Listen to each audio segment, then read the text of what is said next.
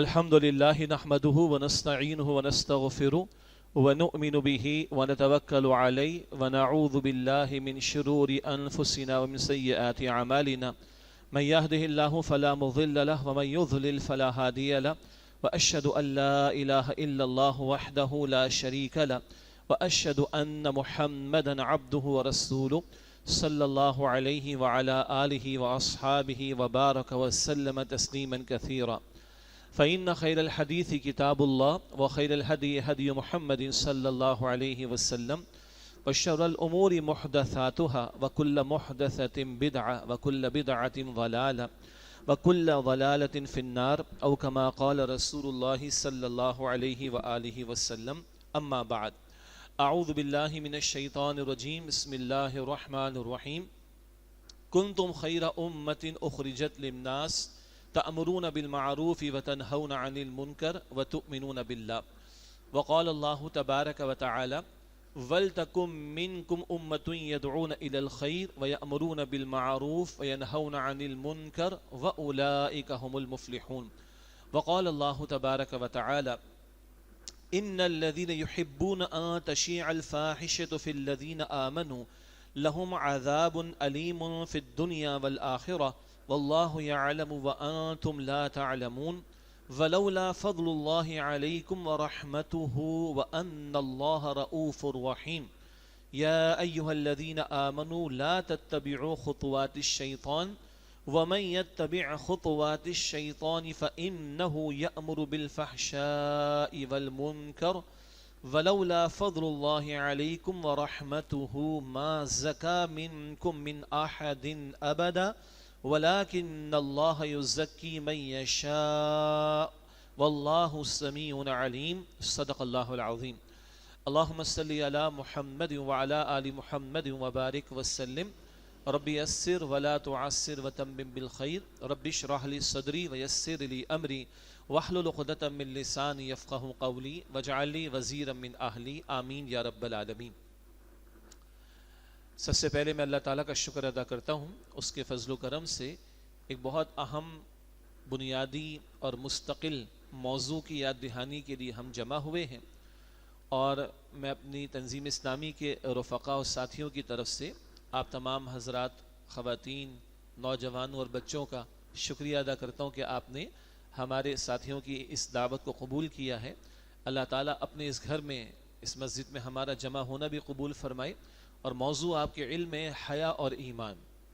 موضوع نیا تو نہیں ہے اور بہت بنیادی باتیں تو ہم سب کے علم میں ہیں، لیکن کئی مرتبہ غفلت کی وجہ سے، دجالی فتنے کی شدت کی وجہ سے، کہیں شیطان کے حملوں کی وجہ سے، کہیں بے خدا تہذیب جو اس عالم پر بہرحال مسلط ہے اس کے اثرات کی وجہ سے، اور کہیں نفس کی شرارتوں کی وجہ سے ہم بھول جاتے ہیں، غفلت میں مبتلا ہو جاتے ہیں۔ اس تعلق سے اس موضوع کی یاد دہانی اور اس کے مختلف گوشوں اور پہلوؤں پر کلام ضروری ہے۔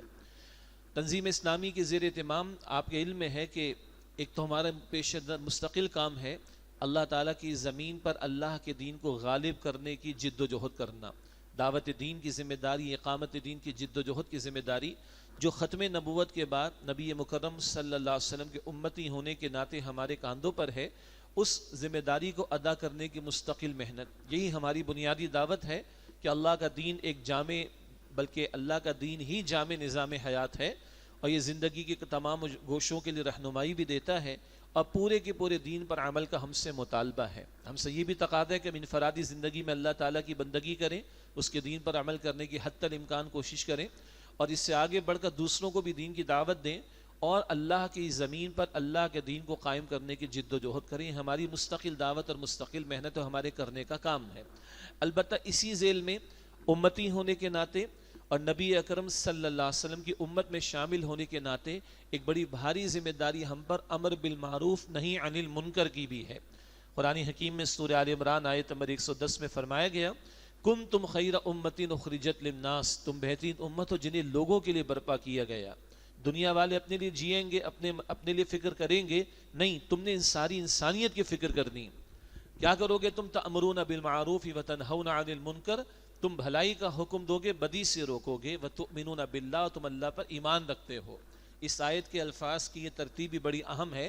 مفتی شفیع صاحب رحمۃ اللہ علیہ نے بھی لکھا اور فرمایا کہ یہاں ایمان کا ذکر بعد میں ہے، عمل کا ذکر پہلے ہے۔ حالانکہ قرآن حکیم میں ایمان کا ذکر پہلے آتا ہے، عمل کا بیان بعد میں آتا ہے، لیکن خیر امت والی آیت میں عمل پہلے ہے، ایمان بعد میں ہے۔ کیا مطلب؟ تم کلمہ پڑھ کر مطمئن ہو کر بیٹھے رہ جاؤ تو اس میں کوئی فضیلت نہیں ہے۔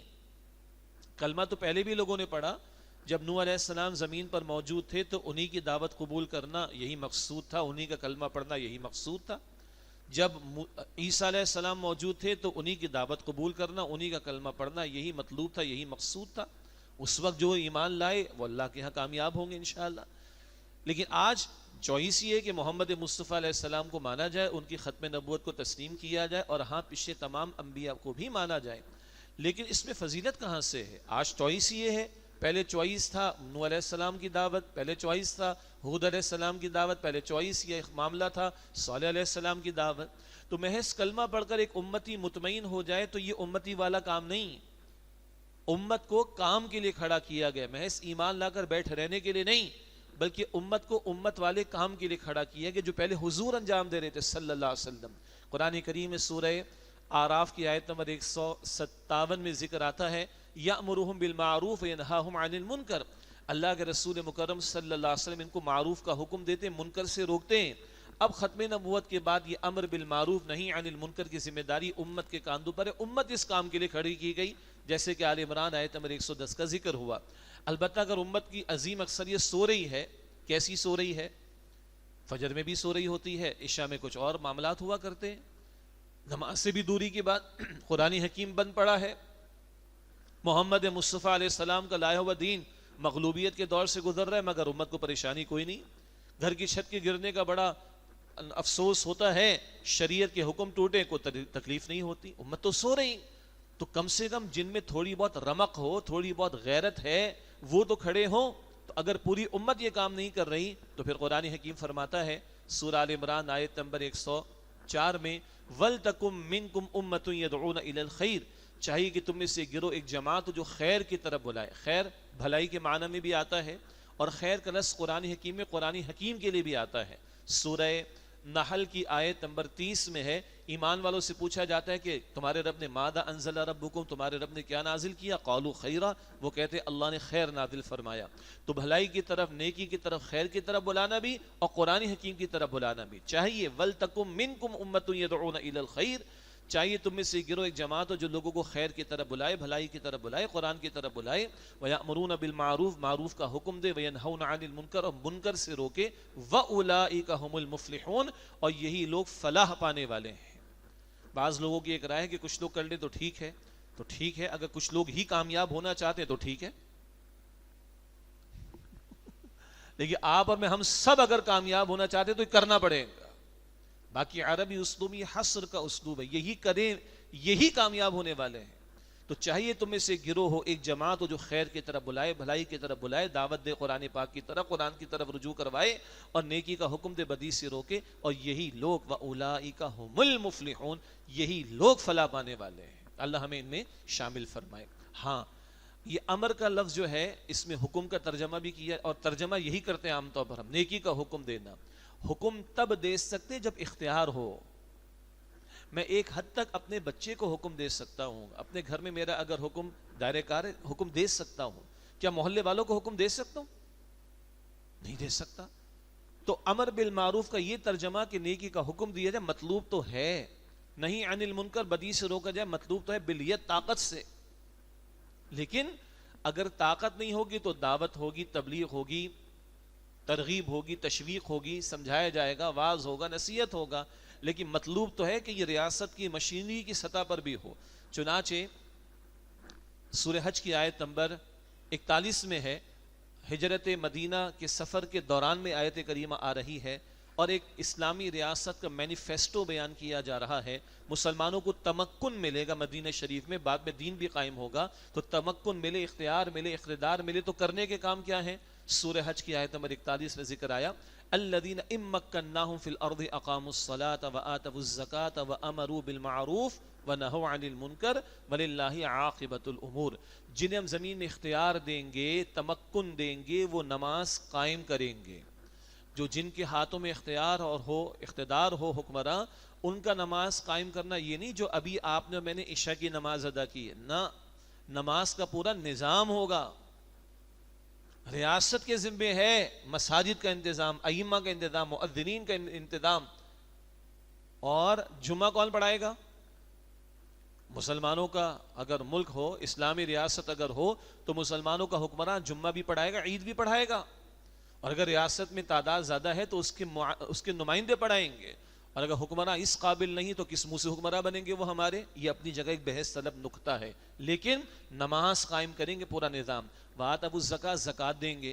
حکمرانوں کا، صاحب اختیار لوگوں کا زکوٰۃ دینا ایسا نہیں جیسے ہم میں سے جو لوگ صاحب نصاب ہیں وہ سالانہ اپنی زکوٰۃ نکالتے، نہ. زکوٰۃ کی وصولی کا پورا نظام اور اس کی ترسیل کا، اس کے خرچ کیے جانے کا پورا نظام، یہ ہے اسلامی ریاست کے کرنے کا کام. آگے کیا ہے؟ وَأَمَرُوا بِالْمَعْرُوفِ، معروف کا حکم دیں گے، وَنَهَوْا عَنِ الْمُنْكَرِ، بدی سے روکیں گے.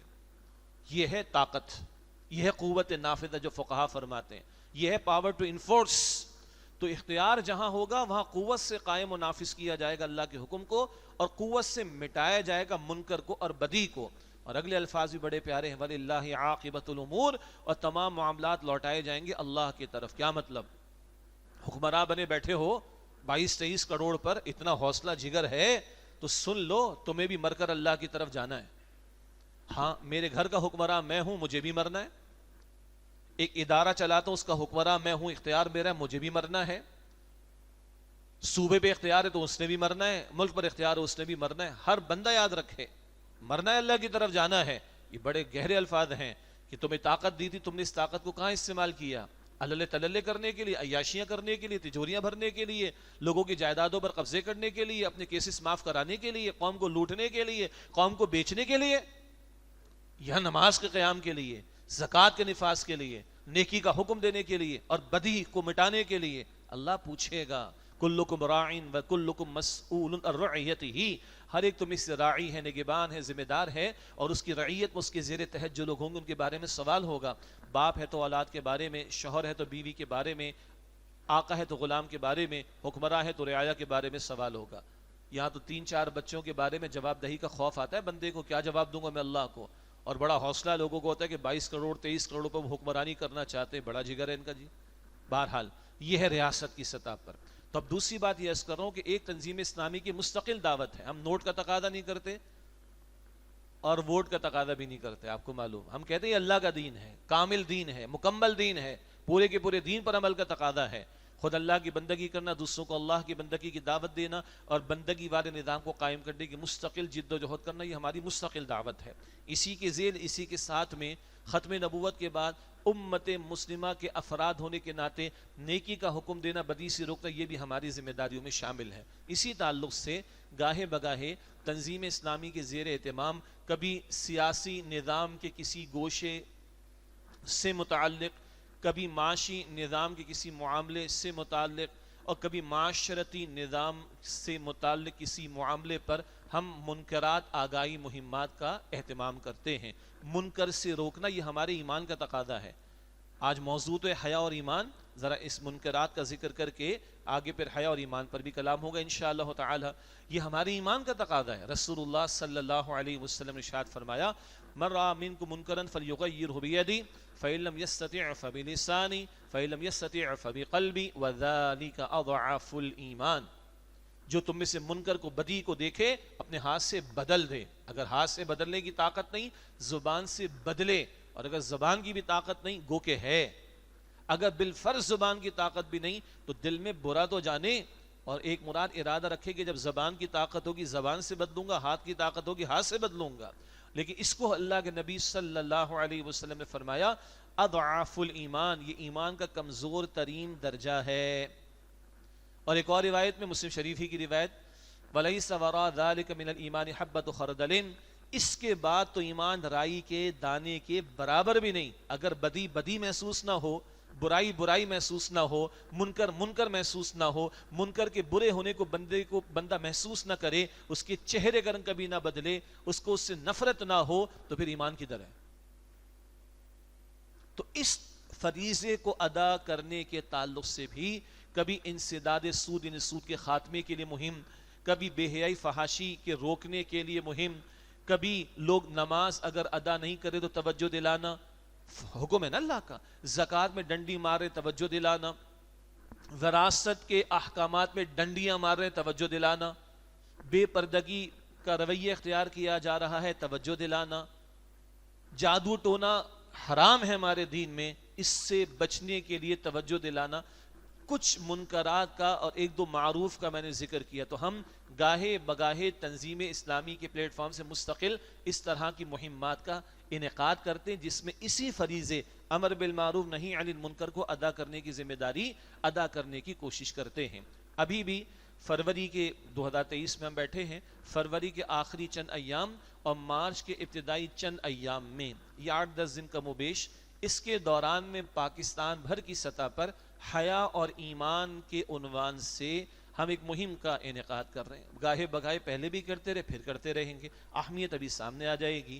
تو ماہ فروری کے آخری چند ایام اور ماہ مارچ کے ابتدائی چند ایام کے دوران میں، یہ سن 2023 کی ہم بات کر رہے ہیں، پورے پاکستان بھر میں حیا اور ایمان کے عنوان سے مہم کا ہمارا ارادہ ہے۔ آج کا یہ خطاب بھی اسی نسبت سے ہے۔ آئندہ خطاب جمعہ جو بھی ہمارے ساتھی جہاں جہاں ذمہ داری ادا کریں گے مجھ سمیت، اس پر ہم کلام کریں گے۔ آئندہ دنوں میں کوئی پریس کانفرنس کراچی کلب کے اندر، اس کا بھی اہتمام کیا جائے گا۔ بروشرز کی تقسیم کا معاملہ، سوشل میڈیا کا استعمال، اسی طرح اپنے گھروں والوں کو متوجہ کرنا، اپنے دوست احباب کو متوجہ کرنا، حکمرانوں کو متوجہ کرنا، میڈیا والوں کو متوجہ کرنا، پارلیمنٹ والوں کو متوجہ کرنا، عدلیہ کے لوگوں کو متوجہ کرنا، تعلیمی اداروں کے سربراہان کو متوجہ کرنا، جو صاحب اختیار افراد معاشرے میں ہیں، مختلف گوشوں میں، واکس آف لائف میں، ان تک اس پیغام کو پہنچانے کی کوشش کرنا، اخبارات میں اشتہارات کے ذریعے سے، سوشل میڈیا کے استعمال کے ذریعے سے، ان سب ذرائع کو اختیار کر کے حیا اور ایمان کے حوالے سے ہم انشاءاللہ مہم کا انعقاد کرنے کا ارادہ رکھتے ہیں۔ گویا کہ یہ اسی سلسلے کی ایک کڑی ہے کہ آج اس موضوع پر خطاب ہو رہا ہے۔ پہلے تھوڑی سی ایمان کی اہمیت کا ذکر ہو جائے، پھر حیا پر آئیں گے۔ اللہ تعالیٰ کے ہاں نجات کے لیے ایمان شرط لازم ہے۔ دنیا میں بہت اچھے ظاہری طور پر نیک کام کرنے والے لوگ جب مر جاتے ہیں تو ایک سوال آتا ہے، بھئی ان کا کیا بنے گا؟ مدر ٹریسا کا کیا ہوگا؟ بڑا ٹچی قسم کا سوال ہے، کیا ہوگا اس کا؟ ٹھیک ہے، دنیا میں کام کیے، ٹھیک ہے، اگر ایمان نہیں تو میرا اور آپ کا عقیدہ بتاتا ہے کہ کل نجات نہیں ہے۔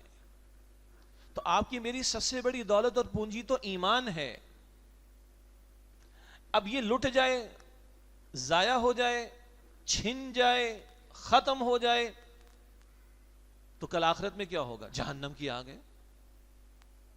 اس کو سمجھیں، اس کی یاد دہانی۔ ایمان سب سے بڑی دولت ہے اور نجات کے لیے شرط اول ہے، پہلا پری ریکویزٹ، پہلی کنڈیشن، پہلی شرط نجات کے لیے وہ ایمان ہے۔ اور ٹیکنیکل ایمان کیا ہے؟ تصدیق بما جاء بہ النبی صلی اللہ علیہ وآلہ وسلم، ہر وہ خبر جو محمد مصطفیٰ صلی اللہ علیہ وسلم نے عطا فرمائی اس کی تصدیق کرنا، یہ ایمان ہے۔ قرآن بتایا محمد مصطفیٰ نے تو ہم نے مانا یہ اللہ کا کلام ہے صلی اللہ علیہ وسلم۔ جی معراج کے واقعات حضور نے بتایا تو ہم نے مانے، ہمیں تو کوئی تفصیل نہیں پتا، ہم نے تو دیکھا بھی نہیں ہے۔ تو تصدیق بما جاء بہ النبی صلی اللہ علیہ وسلم، ہر وہ خبر جو محمد مصطفیٰ صلی اللہ علیہ وسلم نے عطا فرمائی اس کی تصدیق کرنا، یہ ایمان ہے۔ پھر ایمان ایک زبان کے اقرار کا نام، ایک تصدیق قلب کی تصدیق کا نام ہے۔ اللہ تعالیٰ ایمان والوں سے بھی کہتا ہے ایمان لاؤ۔ سورہ نساء کی آیت نمبر 136 میں ہے، یا ایھا الذین آمنوا آمنوا باللہ ورسولہ، اے ایمان والو ایمان لاؤ اللہ پر اور اللہ کے رسول پر صلی اللہ علیہ وسلم۔ یعنی اقرار باللسان بھی ضروری، تصدیق بالقلب بھی ضروری۔ کچھ لوگ ایمان لائے، کچھ لوگ اسلام لائے، ایمان کا دعویٰ کرنے لگے۔ سورہ حجرات میں مشہور بات آتی ہے، آیت نمبر 14 میں، پھر 15 میں حقیقی ایمان کی وضاحت۔ اللہ فرماتے ہیں قل لم تؤمنوا ولکن قولوا اسلمنا ولما يدخل الایمان فی قلوبکم، ابھی تم ایمان کے دعوے نہ کرو، تم کو اسلام لائے ہو، ایمان ابھی تمہارے دلوں میں داخل نہ ہوا۔ کلمہ تو عبداللہ بن ابی نے بھی پڑھا تھا، منافقین کا سردار، مگر منافقین کے ٹولے کے بارے میں قرآن پاک فرماتا ہے لم تؤمن قلوبہم، ان کے دل ایمان نہیں لائے. اور کل عبداللہ بن ابی اور منافقین جہنم کے سب سے نچلے گڑھے اور درجے میں ہوں گے. اللہ ہم سب کی حفاظت فرمائے. قرآن پاک فرماتا ہے سورہ نساء آیت نمبر 145 میں ان المنافقین فی الدرک الاسفل من النار، منافقین جہنم کے سب سے نچلے طبقے میں ہوں گے. اللہ ہم سب کی حفاظت فرمائے. زبان کا اقرار تھا، دل کا ایمان نہیں تھا، کل جہنم میں اور سب سے نچلے طبقے میں. اللہ ہم سب کی حفاظت فرمائے. تو یہ ایمان شرط لازم کل آخرت میں کامیابی کے لیے، اور یہی ایمان شرط لازم ہے آج دنیا میں عروج پانے کے لیے. اللہ تعالیٰ قرآن پاک میں فرماتا ہے سورہ آل عمران کی آیت نمبر 139 میں وَأَنْتُمُ الْأَعْلَوْنَ إِن كُنتُم مُؤْمِنِينَ، اور تم ہی غالب رہو گے اگر تم واقعتاً ایمان والے ہو. تو بہرحال مزید تفصیل کا موقع نہیں. ایمان شرط اول ہے نجات کے لیے. ایمان ہے تو اعمال سوریں گے، اسی نے آمنوا وعاملوا الصالحات، آمنوا وعاملوا الصالحات بار بار قرآن پاک میں آتا ہے. اور ایمان نہیں تو پھر کیا ہوگا؟ پھر فسادی فساد ہے، فسق و فجور ہے. پھر آدمی شرک کی طرف بھی جائے گا، کفر کی طرف بھی جائے گا، نفاق کی طرف بھی جائے گا، دنیا بھی برباد کرے گا، آخرت بھی برباد کرے گا. سمجھیں خدا را اس کو. اللہ مجھے اور آپ کو اس کی اہمیت کا مزید یقین عطا فرمائے. جی بچے کی میتھس کمزور ہو پریشانی ہوتی ہے، بچے کی انگریزی کمزور ہو پریشانی ہوتی ہے، بچے کی جاب چھوٹ گئی پریشانی ہوتی ہے، بچے کا ایمان جا رہا ہو پریشانی ہوتی. چلے بچہ تو بچہ ہے، ہمارا ایمان جا رہا ہو، دل میں محبت الہی نہ ہو، دل میں محبت رسول نہ ہو، دل میں غیرت دینی نہ ہو، تو یہ کیسا دل ہے پھر؟ یہ وہ قلب سلیم تو نہیں کہ جس پر نجات آخرت میں ملے گی. اللہ محفوظ رکھے. اس دل میں اللہ کی محبت، اس دل میں محمد مصطفیٰ علیہ السلام کی محبت، اس دل میں دین کا ترجیح اول ہونے کا جذبہ، اس دل میں ارادہ کہ راہ خدا میں سب کچھ لگانا، قربان کرنا ہے. ان صلاتی و نسکی و محیایا و مماتی للہ رب العالمین، بے شک میری نماز، میری قربانی، میرا جینا، میرا مرنا سب اللہ سبحانہ و تعالیٰ کے لیے تمام جہان والوں کا رب ہے. میری زندگی کا مقصد تیرے دی کی سرفرازی، میں اسی لیے مسلمان، میں اسی لیے نماز. کیا خوب کسی نے کہا ہم چاہتے ہیں جنت ملے. کہا کیسا ہمارا ایمان ہے، کیسا ہمارا ایمان کہ بستر سے اٹھا کے نماز کو تو لا نہیں رہا. عشاء ادا کرنے والوں کے لیے بھی مشکل کہاں ہے؟ بولے فجر میں عشاء میں کتنی صفیں ہوتی ہیں؟ کہیں 3 کہیں 4 کہیں 5. فجر میں کیا ہو جاتا ہے نا مسئلہ. تو بھائی کیسا ایمان ہے کہ جو بستر سے اٹھا کر مصلی پر لا نہیں رہا اور ہم چاہتے ہیں وہ اٹھا کر جنت میں ہمیں لے جائے؟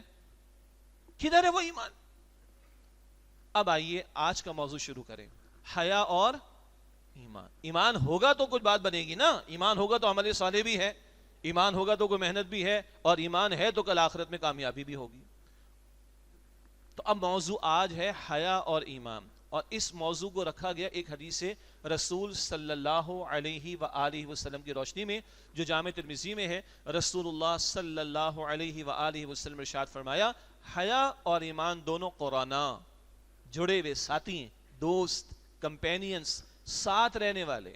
عام دوست نہیں، خاص دوست. کہتے ہر وقت ساتھ رہتے ہیں، جڑے ہوئے بالکل ایک دوسرے کے ساتھ. جب دیکھو گے ساتھ دیکھو گے ان کو، اور ایک جائے گا دوسرا بھی چلا جائے گا. تو حدیث کے الفاظ ہیں حیا اور ایمان دونوں قرانا، ساتھی ہیں آپس میں، جڑے ہوئے، کمپینینز، دوست مضبوط. اگر ایک چلا جائے تو دوسرا بھی چلا جاتا ہے. آج موضوع حیا اصلاً جوڑا اس حدیث مبارک کی روشنی میں. تو حیا گئی تو ایمان گیا. اچھا پھر ایمان جائے گا تو کیا ہوگا؟ یعنی حیا گئی تو ایمان گیا نا.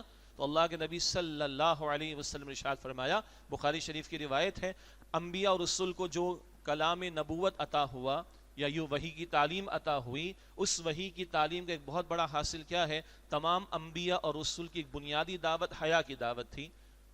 اور اللہ کے نبی علیہ السلام اس کو یوں نقل فرمایا اور یوں ارشاد فرمایا کہ اذا لم تستحیی فاصنع ما شئت، جب تمہیں حیا نہ رہے تو جو چاہو سو کرو. کیا مطلب ہے؟ جو کرو گے وہ کم ہوگا. اب جو بدلتے حالات میں ہر دوسرے دن واقعات آپ کے ہمارے سامنے آ رہے نا، بعض کو تو بیان کرتے ہوئے گھن آتی ہے، گھن بھی ہلکا لفظ ہو جائے گا، لیکن اشارتاً بات کرنا پڑے گی تاکہ اس گندگی کا اندازہ جو ہم پر مسلط کی جا رہی ہے اللہ حفاظت فرمائے۔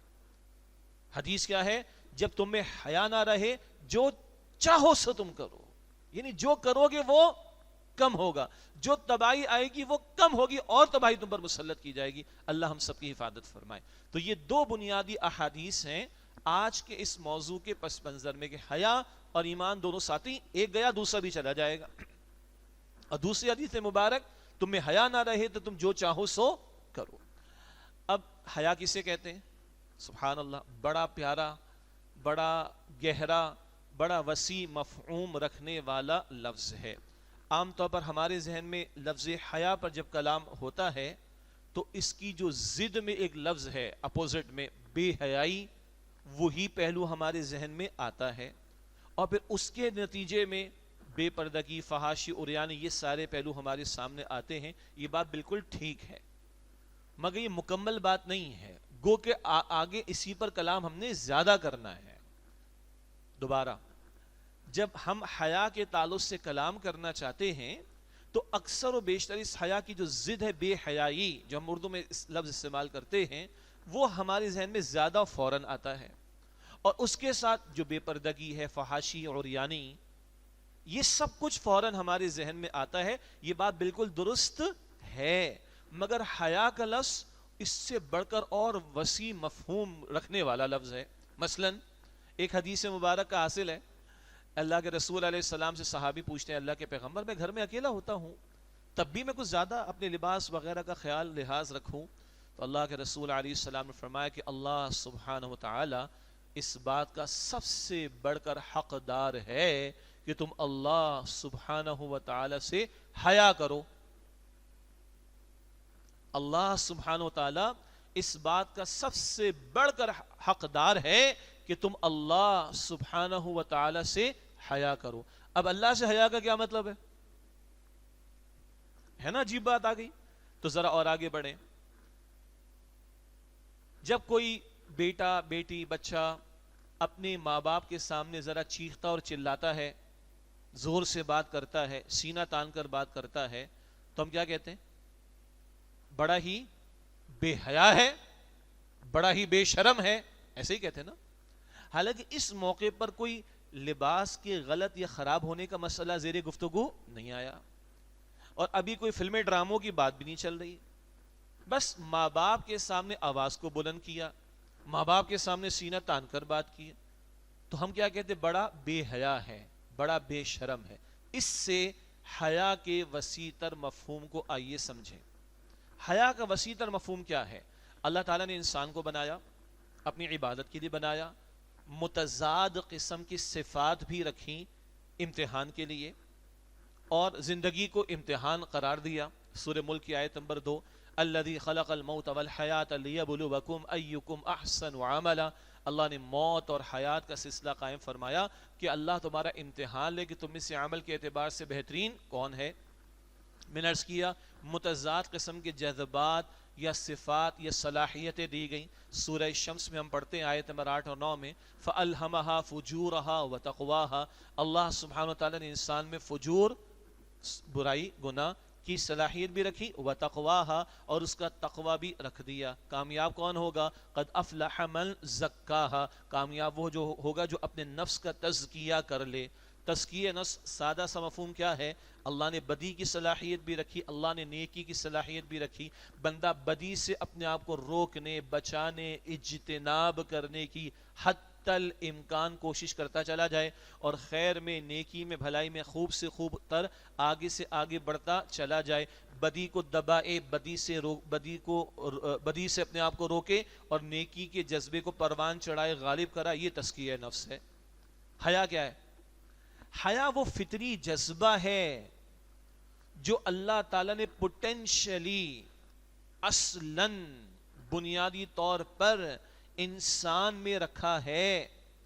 وہ جذبہ جو بندے کے اندر بدی سے نفرت پیدا کرتا ہے، وہ جذبہ جو نیکی کو اس کو اچھا کر کے پیش کرتا ہے، وہ جذبہ جو بندے کو بدی سے بچاتا ہے، وہ جذبہ جو بندے کو نیکی پر ابھارتا ہے. یہ جو فطرت انسانی ہے اس میں بنیادی طور پر نیکی اور بدی کا شعور رکھا گیا ہے. بنیادی طور پر آگے تفصیل ہے.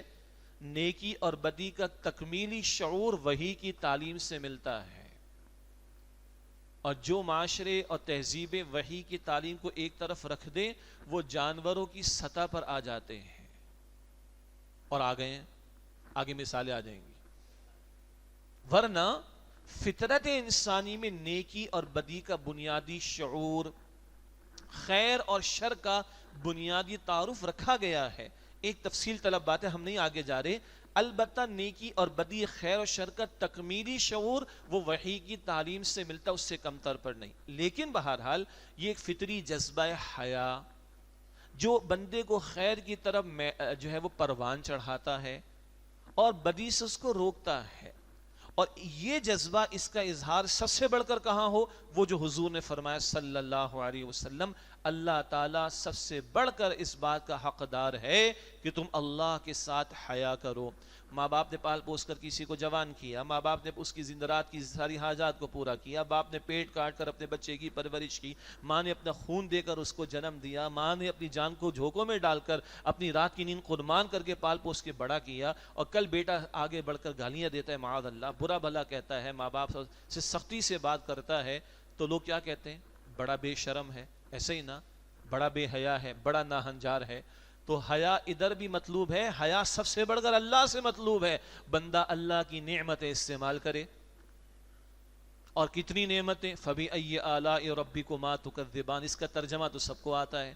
2 مرتبہ آیا سورہ ابراہیم میں، سورہ نحل میں، وَإِن تَعُدُّوا نِعْمَةَ اللَّهِ لَا تُحْصُوهَا، اگر تم اللہ تعالیٰ کی نعمتوں کو شمار کرنا چاہو بھی تو شمار نہیں کر سکتے. اللہ کی بے شمار، انکاؤنٹیبل، جن کا شمار ممکن نہ ہو، اتنی نعمتیں استعمال کرتا ہے، مگر بندہ اللہ کی ناشکریاں کرتا ہے، ناشکری کا رویہ اختیار کرتا ہے، نافرمانی کرتا ہے، اللہ کے احکامات کو توڑتا ہے، اللہ کا خوف نہیں رکھتا، مخلوق کا خوف رکھتا ہے. پکچر کوئی میری نہ لے لے، فلاں برا کام کرتے ہوئے کوئی دیکھ نہ لے، کھڑکی کھول کر کوئی پردہ ہٹا کر دیکھ نہ لے. بندوں کا خوف ہے، اللہ کا خوف نہیں. کس قدر بے حیائی کی بات ہے. اب حیا کا مفہوم سمجھ آ رہا ہے؟ وسیع تر مفہوم سمجھ آ رہا ہے. قرآن میں اللہ تعالیٰ نے سورہ توبہ میں فرمایا اتخشونہم، کیا تم لوگوں سے ڈرتے ہو؟ فاللہ احق ان تخشوہ ان کنتم مؤمنین، اللہ تعالیٰ اس بات کا زیادہ حقدار ہے کہ تم اللہ کا خوف رکھو اگر تم واقعتاً ایمان والے ہو. یہ ہے حیا کا وسیع تر تصور. بندہ شر سے اپنے آپ کو روکے، خیر میں اپنے آپ کو بڑھائے. جی، رب کے بارے میں جب بات ہوگی تو رب کی اطاعت میں آگے بڑھے اور رب کی نافرمانی سے اپنے آپ کو بچائے. یہ اللہ سے حیا کا تقاضا. مخلوق میں سب برابر نہیں. اللہ کے بعد سب سے بڑا حق محمد مصطفیٰ احمد مجتبیٰ صلی اللہ علیہ وسلم کا. محبت میں اللہ کی محبت، حضور کی محبت صلی اللہ علیہ وسلم. اطاعت میں اللہ کی اطاعت، حضور کی اطاعت ساتھ ساتھ. ٹھیک ہو گیا. ترجیحات میں حضور اوپر، باقی سب نیچے. صحابہ کیا کہتے ہیں؟ آپ پر میرے ماں باپ قربان. یہ جملہ ایسے ہی تھوڑی ہے. سبحان اللہ. سورہ احزاب آیت نمبر 6، النبی اولا بالمؤمنین من انفسہم، نبی علیہ السلام ایمان والوں کے نزدیک ان کی جانوں سے بڑھ کر عزیز اور مقدم ہیں. تو اللہ کے بعد بات آئے گی، حضور کی بات آئے گی صلی اللہ علیہ وسلم. کہیں ساتھ آئے گی اللہ کی اطاعت، حضور کی اطاعت ساتھ ساتھ صلی اللہ علیہ وسلم. اللہ کی محبت، حضور کی محبت ساتھ ساتھ قرآن پاک بیان کرتا ہے. اب آئیے دیگر، تو پھر ماں باپ ہیں. حدیث شریف میں آیا یا رسول اللہ صلی اللہ علیہ وسلم، میرے حسن سلوک کا سب سے بڑھ کر مستحق کون؟ فرمایا تمہاری ماں. پھر کون؟ تمہاری ماں. پھر کون؟ تمہاری ماں. پھر کون؟ تمہارے والد. اگلا سوال، حدیث مکمل ہو گئی. ماں ماں ماں، اور پھر کون؟ باپ. پھر کون؟ مرد بیٹھے نا سامنے. پھر کون؟ پھر بیوی آئے گی بھائی، ہاں، اور پھر بھی بچے آئیں گے. سمجھ آ رہی ہے؟ ماں ماں ماں، پھر باپ. حسن سلوک میں، اتھارٹی میں باپ اوپر ہے، حکم دینے میں باپ اوپر ہے. حسن سلوک میں ماں ماں ماں، پھر باپ. پھر حدیث شریف مکمل ہو گئی. پھر کون؟ کلیئر ہے یہ بات؟ ہاں، زلفوں کے اسیر ہو کر ماں باپ کو گھروں سے نکالتے، بے حیا قسم کے لوگ. یہ بے حیائی ہے، بے شرمی، ناہنجاری. بیوی کی زلفوں کے اسیر ہو کر، ویسے زلفوں کے اسیر کہیں اور استعمال ہوتا ہے، ماں باپ کے ساتھ سختی کرتے ہو، ماں باپ کو گھروں سے نکالتے ہو، انا للہ و انا الیہ راجعون. یہ بھی بے شرمی کی بات ہے، یہ بھی بے حیائی کی بات ہے. ہاں جس ہماری بیٹی یا بہن کا نکاح ہو گیا، یعنی وہ بیوی بن گئی، اس کے لیے اب بڑا حق کس کا ہے؟ اللہ اور اللہ کے رسول کے بعد شوہر کا. ٹیکنیکلی کلیئر ہے یہ بات. جس خاتون کا نکاح ہو گیا اب اس کے لیے سب سے بڑا حق اللہ اور اللہ کے رسول علیہ السلام کے بعد کس کا ہے؟ شوہر کا. اسی لیے ایک بیوی کی جنت کو شوہر کے ساتھ جوڑا گیا. اور عام طور پر حدیث مبارک کیا ہے؟ ماں باپ تمہاری جنت بھی تمہاری جہنم بھی. ابن ماجہ شریف کی روایت، تمہارے ماں باپ تمہاری جنت بھی تمہاری جہنم بھی. بالکل ٹھیک. البتہ ترمذی شریف کی روایت میں بھی ہے کہ جس بیوی سے اس کا شوہر راضی ہو، اللہ اس بیوی کو قیامت کے دن اختیار دے گا جنت کے جس دروازے سے چاہے داخل ہو جائے. اللہ اکبر کبیرہ. الریان کا دروازہ بھی وہاں ہوگا، الصلاۃ کا بھی ہوگا، قتال کا بھی ہوگا، انفاق کا بھی ہوگا، صدقات کا بھی ہوگا. سارے دروازے اوپن ہوں گے اس بیوی کے لیے جس سے اس کا شوہر راضی ہو جائے. یہ باتیں دو چار کی طرح ہمیں کلیئر رہنی چاہیے. موضوع حیا اور ایمان. حیا وسیع تر تصور. حیا سب سے بڑھ کر اللہ کے ساتھ ہونی چاہیے. حیا ایک وصف ہے، ایک جذبہ ہے فطرت انسانی میں جو خیر کی طرف بڑھاتا ہے، شر سے اجتناب کراتا ہے. تو اطاعت الہی میں آگے بڑھنا اور اللہ تعالیٰ کی نافرمانی سے بچنا یہ حیا کا تقاضا ہے. اور سب سے بڑھ کر اللہ حیا کا جو ہے وہ مستحق ہے، حقدار ہے. پھر مخلوق خدا کے ساتھ، جیسے کہ ماں باپ کا ذکر آ گیا، بڑوں کا ذکر آ جائے. حضور کیا فرماتے صلی اللہ علیہ وسلم؟ جو ہمارے بڑوں کا ادب نہ کرے اور ہمارے چھوٹوں پر شفقت نہ کرے وہ ہم میں سے نہیں. تو کوئی بڑا اگر بچے کے ساتھ سختی کرتا ہے وہ بھی بے شرم ہے، بے حیا ہے. وہ بھی اللہ کے گھر میں مسجد میں بیٹھے، پرانے مسئلے ہیں، ہم سب نے بھگتے ہوں گے بچپن میں. ایک بچہ نظر آ گیا مسجد میں، اب ساروں نے دوربینیں لگا رکھی، پیچھے جاؤ، کونے میں جاؤ. استغفر اللہ. اور پہلی سب سے دوسری میں جائے گا، دوسری سے تیسری میں جائے گا، تیسری سے چوتھی میں جائے گا، اس کے بعد کہاں جائے گا؟ مسجد سے باہر جائے گا. بے شرمی کی بات ہے، یہ بے حیائی کی بات ہے. ہاں ایک ہے 2 سال کا بچہ جس کو پاکی ناپاکی کی بنیادی باتیں بھی نہیں پتا، ٹھیک ہے ان کو تو نہ لائے. تھوڑے بڑے عمر کے بچے ہیں، 7-8 سال 9 سال کے بچے لائے مسجد میں، اور ایک بڑا اپنے ساتھ کھڑا کرے، کیا حرج کی بات ہے؟ ورنہ بولا کہ یہ نماز پڑھنے والے تو بڑے ظالم لوگ ہوتے ہیں، استغفر اللہ، بڑے خوخوار ہوتے ہیں. کیا تصور آئے گا ذہن؟ یہی تو تصور آئے گا اس کے اندر. تو جو ہمارے چھوٹوں پر شفقت نہ کرے وہ ہم میں سے نہیں، جو ہمارے بڑوں کا ادب نہ کرے وہ ہم میں سے نہیں. اولاد آج کل بولڈ ہو گئی ہے، بولڈ انگلش والا. میں کہتا ہوں بےغیرت ہو گئی. ماں باپ کے سامنے چلانا، ماں باپ کے سامنے آواز بلند کرنا، ہاں، اور کسی محلے کے بزرگ اور اپنے خاندان کے بڑے کو منہ دکھانا، منہ چڑھانا، اس کی نقل کرنا، میمز بنانا، جن کو پتا ہے ان کو پتا ہے کیا ہوتا ہے، اور چلا کر باتیں کرنا. یہ بے شرمی کی بات ہے، یہ بے حیائی کی بات ہے. اس اعتبار سے دیکھیں تو ساری زندگی حیا کے تحت آ جائے گی، ساری زندگی بھر کا رویہ حیا کے تحت آ جائے گا. اب یا تو کوئی حیا کی پاسداری کر رہا ہوگا یا پھر وہ بے حیائی کر رہا ہوگا. اس تھوڑی سی تشریح کے بعد اگر ہم غور کریں تو معلوم ہوا کہ حیا کے مختلف پہلو ہوں گے اور حیا کے مختلف درجات بھی ہوں گے. البتہ اب گفتگو اس معروف مفہوم کے اعتبار سے کرنا مقصود ہے کہ جہاں حیا کی ضد کیا ہے؟ بے حیائی، فحاشی. آئیے قرآن حکیم کی میں نے 3 آیات تلاوت کی تھی سورہ نور سے، ان کا تھوڑا پس منظر، ترجمہ اور تھوڑی سی تشریح ہو جائے اور پھر بات کو آگے بڑھائیں گے انشاءاللہ تعالی. سورۃ النور ہے، قرآن پاک کا 18واں پارہ ہے. سورۃ النور مدنی سورت ہے اور اس کے 2 اور 3 رکوع میں اللہ سبحانہ و تعالی نے واقع افک کا ذکر کیا ہے. سن 6 ہجری کا غزوہ، تفصیل کا موقع نہیں، اور ایک معاملہ ایسا پیش آ گیا کہ ہم عائشہ صدیقہ رضی اللہ تعالی عنہ قافلے سے پیچھے رہ گئیں، پھر ایک وہ صحابی کے ساتھ تشریف لائیں رضی اللہ تعالی عنہما، اور اس کے بعد عبداللہ بن ابی جو منافقین کا سردار تھا اور کچھ اور لوگوں کی زبان پر اس طرح کی باتیں آ گئیں کہ الزام تراشی، معاذ اللہ، امت کی ماں پر ایک الزام لگا. ہاں اللہ تعالیٰ قرآن میں فرماتا ہے، سورہ البقرہ آیت نمبر 216 قتال کا تذکرہ ہے، لیکن اصول بھی آیا ہے، عسیٰ ان تکرہوا شیئا وہو خیر لکم، ہو سکتا ہے ایک بات تمہیں ناگوار گزرے اسی میں تمہارے لیے خیر ہو. آگے الفاظ آتے ہیں واللہ یعلم وانتم لا تعلمون، اور اللہ جانتا ہے تم نہیں جانتے. امت کی ماں پر تہمت لگی، بڑا حضور پر بھی ایک مہینہ بڑا گراں گزرا، امت کی ماں پر صدیق اکبر پر رضی اللہ تعالیٰ عنہ تفصیل کا موقع نہیں. البتہ اللہ تعالیٰ نے آسمان سے وحی نازل فرما کر میری اور آپ کی ماں کی عفت اور پاک دامنی کا اعلان فرمایا. اللہ تعالیٰ نے مہینے بھر بعد کم و بیش آسمان سے وحی نازل فرما کر امت کی ماں عائشہ رضی اللہ تعالی عنہ کی برات کا اعلان فرما اور ان کی عفت اور پاک دامنی کی گواہی رب نے خود دی ہے وحی نازل فرما کر. البتہ وہ تو پاکیزہ ہیں، صدیقہ ہیں، ان پر ایک الزام لگا. الفاظ ذہن میں رکھیے گا، الزام لگا برے عمل کا، معاذ اللہ. اللہ نے عفت پاک دامنی کا اعلان کیا اور بہت سرزنش بھی منافقین کی ہو گئی اور ایمان والوں کو دو ٹوک انداز میں بڑی اہم ہدایات دے دی. لیکن الفاظ پہ غور کیجئے گا، ایک برے عمل کا الزام لگا ہے، یہ پس منظر ذہن میں رکھیں. اب آیات سنیں.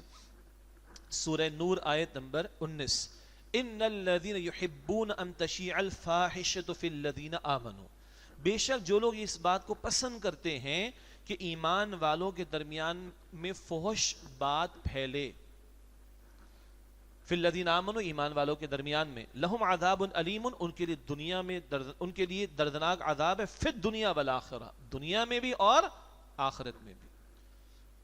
واللہ یعلم، اور اللہ جانتا ہے. کیا یہ تم نے حرکت کی ہے؟ ایک الزام، اس کی تشہیر، ایک الزام جو کہ غلط ہے، جھوٹا الزام، اس کی فقط تشہیر کچھ زبانوں پر بات آئی، اس پر اللہ کا عذاب بھڑک رہا ہے. جو لوگ ایمان والوں کے درمیان میں چاہتے ہیں کہ ان میں فاحشہ فحش بات پھیلے، ان کے لیے دنیا اور آخرت میں دردناک عذاب ہے. واللہ یعلم وانتم لا تعلمون، اللہ جانتا ہے اور تم نہیں جانتے کہ اس عمل کے کہاں کہاں تک نتائج جا سکتے ہیں. یہ بھی کہ الزام کس پر؟ محمد مصطفیٰ کریم صلی اللہ علیہ وسلم کی زوجہ محترمہ پر. اپنے ایمان اور آخرت کی فکر کرو پھر تم، اگر تم یہ الزام لگاتے ہو معاذ اللہ. اور ایک برائی کی بات کا الزام، یہ بھی اگر زبان، برائی تو ہے ہی نہیں معاذ اللہ، برائی کا تو معاذ اللہ کو تصور ہی ادھر نہیں ہوا نا. اما عائشہ کے تعلق سے میں معاذ اللہ کہہ رہا ہوں. یہاں تو الزام زبانوں پر آیا ہے اور اللہ کا عذاب بڑھا کر ہے. جو چاہتے ایمان والوں کے درمیان یہ بے حیائی کی، یہ فحش بات کی اشاعت ہو، ان کے لیے دنیا اور آخرت میں دردناک عذاب ہے اور اللہ جانتا ہے تم نہیں جانتے. آج کیا ہو رہا ہے؟ یہ تو ایک الزام کی بات زبان پر آنا اور آ کر تو ذہن کہاں کہاں تک جاتا ہے. پھر شیطان کہاں کہاں سے حملے کرے گا، نفس کی شرارتیں کہاں کہاں سے اکساہٹیں پیدا کریں گی اور کس کس انداز سے گناہ کے لیے بندہ پلان کرے گا اور کہاں کہاں سے اس کے ذرائع وسائل تلاش کر کے کر ڈالنے کی کوشش کرے گا. یہ ایک بات جو کہ برا الزام، جھوٹا الزام، اس بات کا تمہاری زبانوں پر آنا اور اس کا ایمان والوں کے درمیان میں کو پھیلانا پسند کر رہا ہے، اللہ کا عذاب بڑھا کرے کہ دنیا اور آخرت میں دردناک عذاب ہے اور اللہ جانتا ہے تم نہیں جانتے. آج کیا ہو رہا ہے؟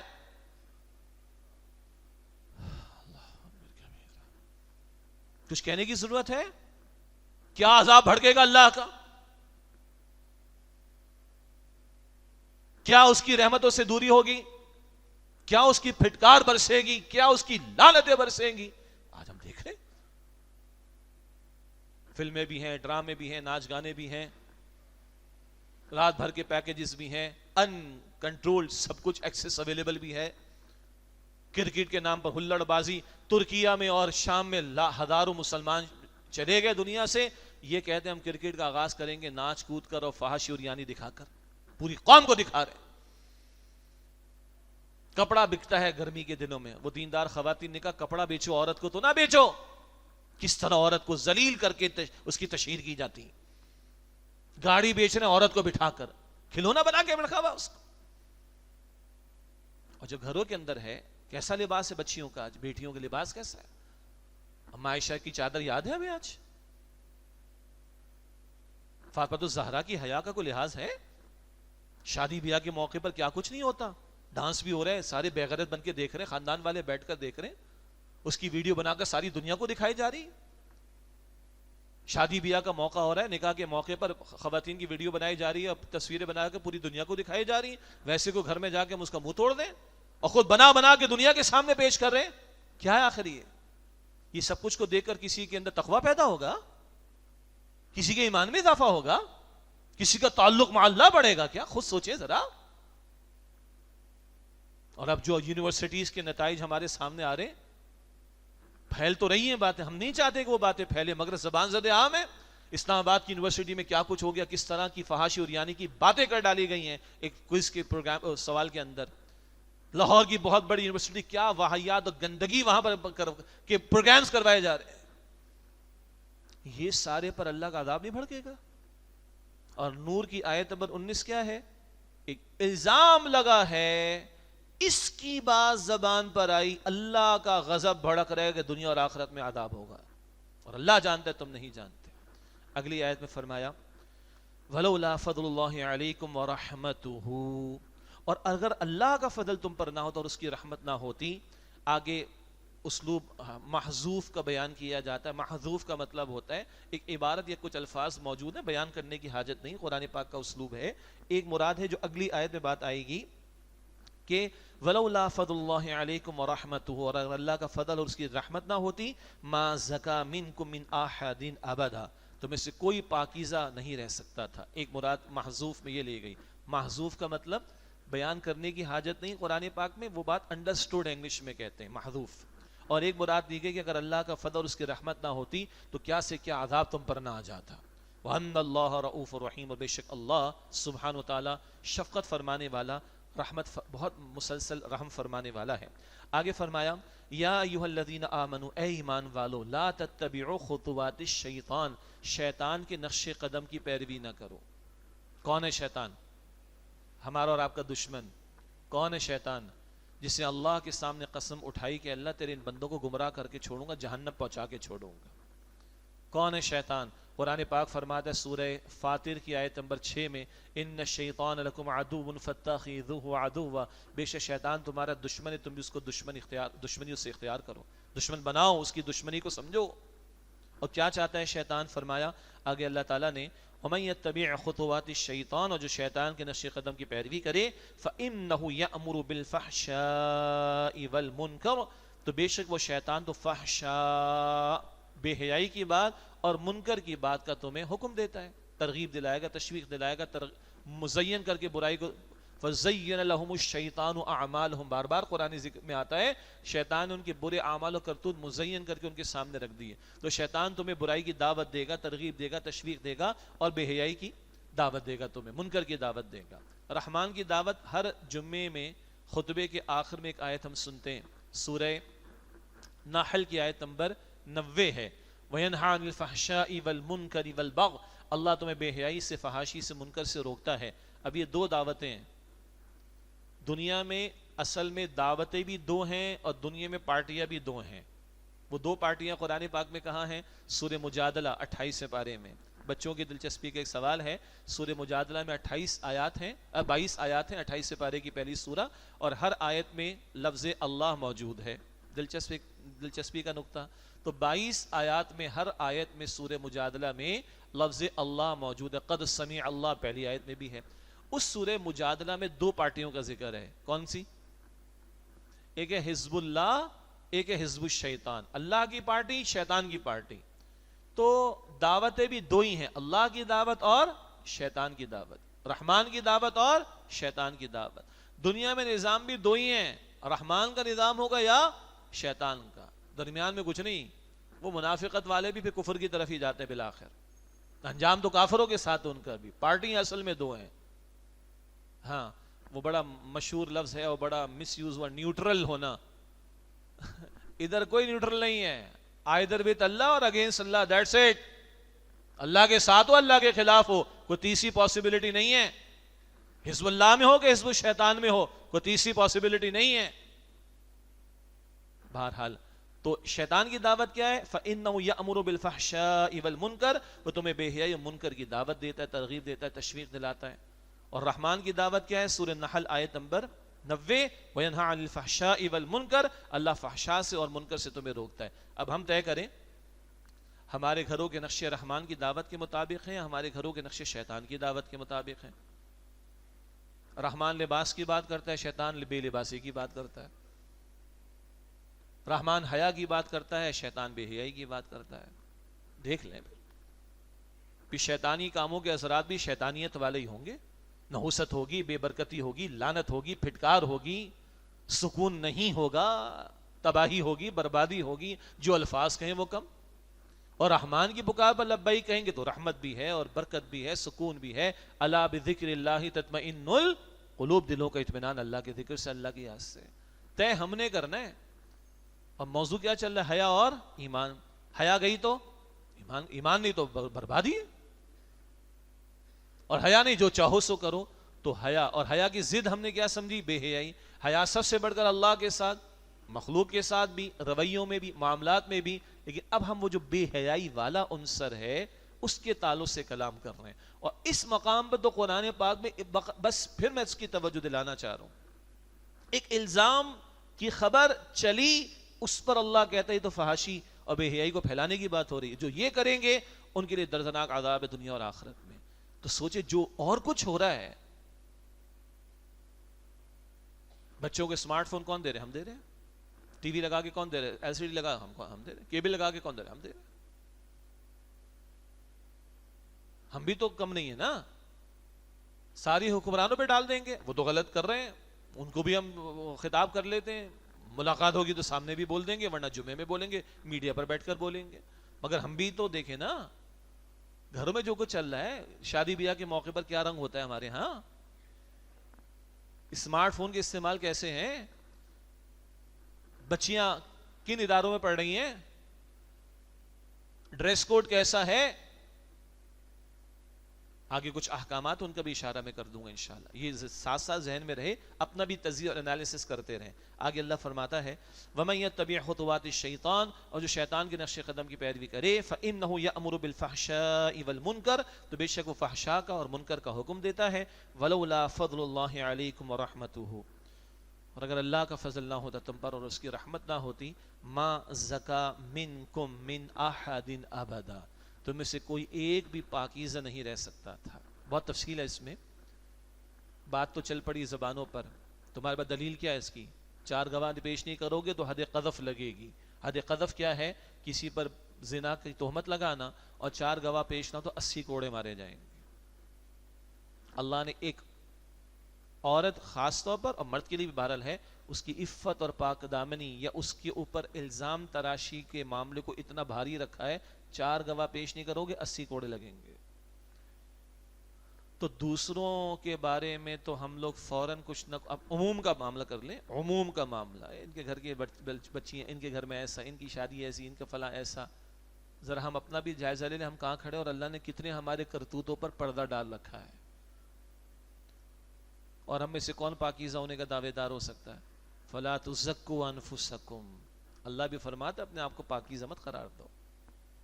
اللہ کو خوب پتہ ہے کون جو ہے مزکا ہے، کس کا تزکیہ ہو گیا، کون متقی، اللہ کو خوب معلوم، اور اس کی توفیق کے بغیر ممکن نہیں. اگر فرمایا کہ ولولا فضل اللہ علیکم ورحمتہ، اور اگر اللہ کا فضل تم پر نہ ہوتا اور اس کی رحمت نہ ہوتی، ما زکا منکم من احد ابدا، تم میں سے کوئی ایک بھی پاک نہیں رہ سکتا تھا. ہاں ولکن اللہ یزکی من یشاء، اور اللہ سبحانہ و تعالی جس کو چاہتا ہے اس کا تزکیہ فرما دیتا ہے. اللہ ہی سے مانگنے چاہیے. اللہم آتی نفسی زکاہا، اللہ میرے نفس کا تزکیہ مجھے عطا فرما دے. حضور نے دعا سکھائی صلی اللہ علیہ وسلم. اللہ ہی تزکیہ عطا فرمائے تو تزکیہ ہو سکتا ہے. اللہ کی توفیق سے کے بغیر بچنا ممکن نہیں. ہاں شیطان بڑے کاری وار کرتا ہے ہم پر، کوئی شک نہیں، نفس کی اکساہٹیں بھی ہیں، لیکن شیطان کو پیدا کرنے والا بھی کون ہے؟ اللہ. اللہ کے اذن کے بغیر شیطان بھی کچھ نہیں کر سکتا. تو اللہ سے مانگے اللہ تو مجھے بچا لے، تو میری حفاظت فرما لے، میرے گھر والوں کی حفاظت فرما لے، میرے بچوں کی حفاظت فرما لے، میری بچیوں کی حفاظت فرما لے، میری حفاظت فرما لے، میرے گھر والوں کی حفاظت فرما لے. اللہ میں کمزور ہوں مگر تو طاقتور ہے، اللہ تو بچا لے. اللہ علی کل شیء قدیر ہے. وہ فرما رہا ہے ولکن اللہ یزکی من یشاء، لیکن اللہ جس کو چاہتا ہے اس کو تزکیہ عطا فرماتا ہے. اللہ سمیع علیم، اور اللہ سبحانہ و تعالی خوب سننے والا، علم رکھنے والا ہے. چند احادیث بھی یاد دہانی کے طور پر.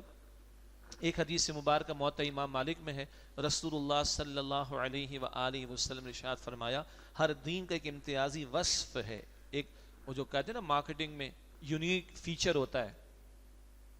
یونیک کوالٹی ہوتی ہے. ہر دین کا ایک امتیازی وصف ہے, ایک یونیک کوالٹی ہے, اور اسلام کا امتیازی وصف کیا ہے؟ وہ حیا ہے. اور اللہ کے رسول علیہ السلام کی حیا کے بارے میں صحابہ کیا فرماتے ہیں؟ اللہ کے رسول علیہ السلام کے بارے میں صحابہ فرماتے ہیں کہ اللہ کے رسول مکرم صلی اللہ علیہ وسلم ایک کنواری پردہ کرنے والی لڑکی سے بھی زیادہ حیا کرنے والے تھے.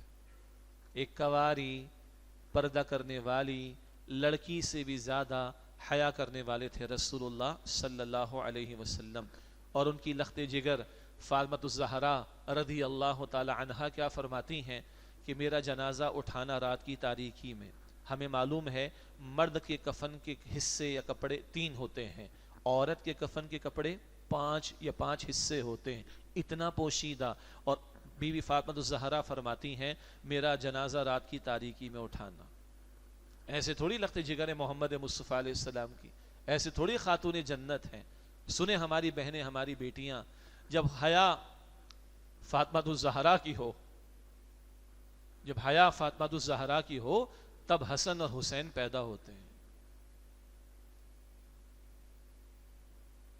اور اللہ کی راہ میں شہادت پاتے ہیں. اور جب مائیں فلمیں, ڈرامے, ناچ گانوں میں لگی ہوں تو پیدا ہونے والی نسل کیا ہوگی ہم سب کو پتہ ہے. کون سی شہادت, کون سا دین, کون سا جان مال کو اللہ کے لیے لگانا. اب جان مال لگ رہا ہے کسی کی زلفوں کے اسیر ہونے میں, بس ایک گھر بن جائے, اچھی سی گاڑی ہو جائے, جوان ہے تو اچھی سی دلہن مل جائے, بچوں کا معاملہ سیٹل ہو جائے, مر کے دنیا سے چلا جائے. اتنے سے کام کے لیے اللہ نے اس امت میں پیدا کیا ہے. اتنے چھوٹے کام کے لیے اللہ نے مجھے اور آپ کو اس امت میں کھڑا کیا ہے نا. وَجْتَبَاكُمْ, اللہ نے تمہیں چنا ہے بڑے کام کے لیے. تمہیں محمد مصطفیٰ علیہ السلام کا امتی بنا کر کھڑا کر کے ساری دنیا کی ذمہ داری تم پر ڈالی گئی ہے. تو وہ حیا ماؤں میں ہوگی تو حسن اور حسین کے اوصاف کی کچھ جھلک نظر آئے گی رضی اللہ تعالی عنہما. ان کے درجات تو بلند ہیں لیکن کچھ جھلک نظر آئے گی. بہرحال چند اور احادیث مبارکہ اللہ کے نبی صلی اللہ علیہ وسلم نے ارشاد فرمایا, ترمذی شریف کی روایت ہے, بے حیائی جس شے میں ہوتی ہے اسے عیب دار بنا دیتی ہے. اور جن معاشروں میں بے حیائی کا, اب یہ پہلو جو ہم سمجھ رہے ہیں, وہ معاشرے گندگی کے ڈھیر بنے ہوئے ہیں. وہاں کتے اور بلیوں سے محبت ہے, خاندان برباد ہو چکا ہے. وہاں جانوروں کے ساتھ برے عمل کرنے کی چھوٹ ملی ہوئی ہے, کہتے ہوئے مجھے شرم آتی ہے. وہاں انسیسٹ کے کیسز محرم کے ساتھ بدکاری عام ہو چکی ہے. گندگی کے ڈھیر بنے ہوئے وہ معاشرے. حضور فرما رہے ہیں بے حیائی جس شے میں بھی ہوتی ہے اسے عیب دار بنا دیتی ہے, اور حیا جس شے میں بھی ہوتی ہے اسے خوبصورت بنا دیتی ہے. حیا ہوگی, حیا نہ ہو تو جو چاہو سو کرو, تباہی ہے نا. حیا ہوگی تو بہترین اعمال ہوں گے, بہترین کردار ہوگا, بہترین گھرانے ہوں گے, بہترین اخلاق ہوں گے, بہترین رویے ہوں گے, پھر ایثار بھی ہوگا, قربانی بھی ہوگی, محنت تعاون بھی ہوگا, چھیننے کی بات نہیں ہوگی, لوٹنے کی بات نہیں ہوگی, دینے کی بات ہوگی, اپنا حصہ دینے کی بات ہوگی. حیا جس شے میں بھی ہوتی ہے اسے خوبصورت بنا دیتی ہے. ابن ماجہ شریف کی روایت, اللہ کے رسول مکرم صلی اللہ علیہ وسلم نے فرمایا جب کسی قوم میں اعلانیہ طور پر بے حیائی فروغ پا جائے تو ان پر طاعون کو مسلط کر دیا جاتا ہے اور ایسی بیماریوں میں مبتلا کر دیا جاتا ہے جن کا پچھلی قوموں نے نام تک نہیں سنا ہوتا. اور یہ پوری دنیا کا مسئلہ ہے, نام تک وہ بیماریوں کا کبھی نہیں سنا. کب؟ جب بے حیائی فروغ پائے تو اللہ طاعون, پلاگ جسے انگلش میں کہتے ہیں, طاعون جیسے مرض میں مبتلا کرتا ہے اور ایسی بیماریوں میں جن کا نام پچھلی قوموں نے نہیں سنا ہوتا. اللہ کے نبی علیہ السلام کی حدیث ترمذی شریف میں آپ نے فرمایا کہ حیا ایمان کا حصہ ہے اور اہل ایمان جنت میں ہوں گے. بے حیائی ظلم ہے اور ظالم جہنم میں جائیں گے. تو حیا جنت کی طرف لے جانے والی شے اور بے حیائی جہنم کی طرف لے جانے والی شے. آپ کا میرا ایمان جڑا ہوا ہے حیا کے ساتھ, آپ کی میری نجات منسلک ہے حیا کے ساتھ. حیا ہے تو ایمان ہے, حیا نہیں تو ایمان نہیں. حیا ہے تو جنت ہے, حیا نہیں تو پھر جہنم ہے. یہ اتنا بڑا موضوع اور زندگی بھر کا موضوع, ادھر کا بھی موضوع اور ادھر کا بھی موضوع ہے. آخرت بھی نجات اس حیا کے ساتھ جڑی ہوئی ہے. اللہ کے رسول مکرم علیہ السلام کے بارے میں ذکر، سیدنا عبداللہ بن عباس رضی اللہ تعالی عنہما فرماتے ہیں کہ رسول اللہ علیہ السلام نے لعنت فرمائی ان مردوں پر جو عورتوں کی مشابہت اختیار کریں، اور ان عورتوں پر بھی لعنت فرمائی جو مردوں کی مشابہت اختیار کریں۔ لعنت کا مطلب ہوتا ہے رحمت سے دوری۔ ہم حضور کی دعا اور شفاعت کے طلبگار ہیں، حضور لعنت فرما رہے ہیں۔ اور علماء نے لکھا کہ جس معاملے پر، جس کام پر قرآن پاک میں اللہ نے اور حدیث مبارک میں رسول اللہ علیہ السلام نے لعنت فرما دی، وہ کبیرہ گناہ میں شامل، کبیرہ گناہوں میں شامل ہے۔ لعنت فرمائی اللہ کے رسول نے ان مردوں پر جو عورتوں کی شکل و صورت اختیار کریں، اور ان عورتوں پر جو مردوں کی شکل و صورت اختیار کریں۔ کیسی غیر فطری بات ہو رہی، لڑکوں نے بندے کیا کہتے ہیں اس کو جی، بندے، ٹاپس۔ بغیرت، تو مرد ہے، مرد بن۔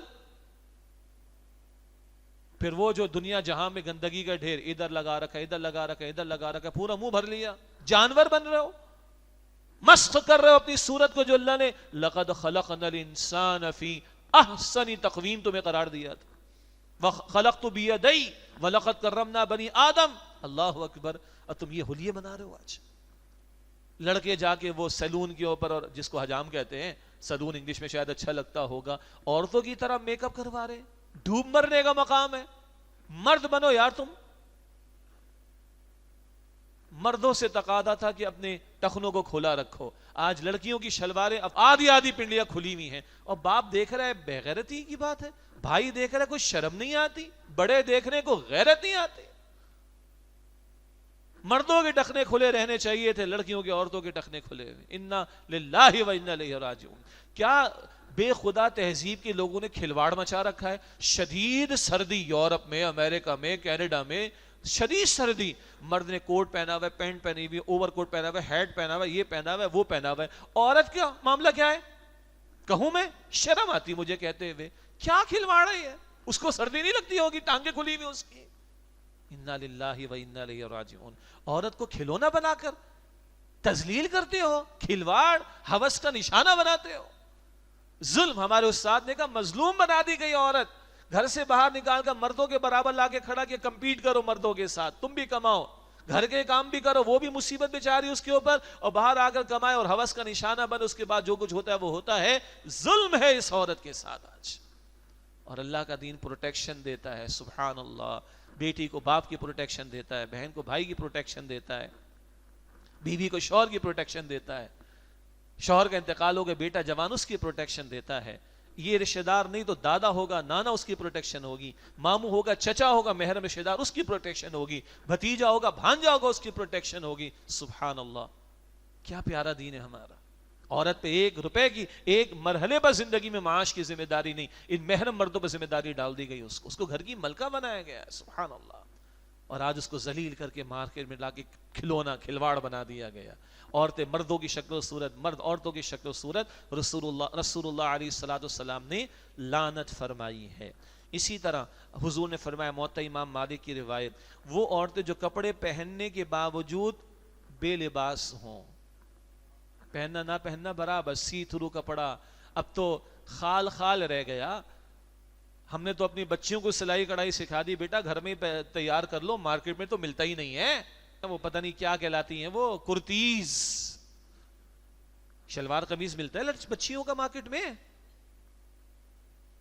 کس طرح کے کپڑے، سی تھرو کپڑے، پہننا نہ پہننا برابر، بازو کھلے ہوئے ہیں، پنڈلیاں کھلی ہوئی ہیں، اور بے غیرت باپ دیکھ رہے ہیں، بھائی دیکھ رہے ہیں، کوئی شرم نہیں، کوئی غیرت نہیں، کوئی غیرت نام تھا جس کا گئی تیمور کے گھر سے، تبھی تو نحوستیں ہیں، بے برکتی ہے، مصیبتیں ہیں، بیماریاں ہیں، لڑائیاں ہیں، جھگڑے ہیں، انتشار ہے، فساد ہے معاشرے کے اندر۔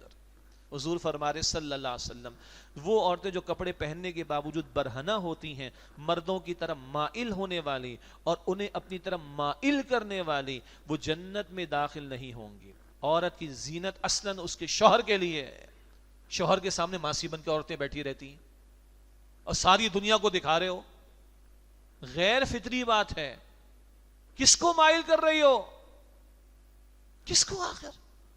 اور تصویریں کھینچ کھینچ کے، اب تو دیندار گھرانوں کی بچیوں کی تصویریں، شادی کے موقع پر، تقریبات کے موقع پر، رشتوں کے موقع پر۔ کیوں بھائی؟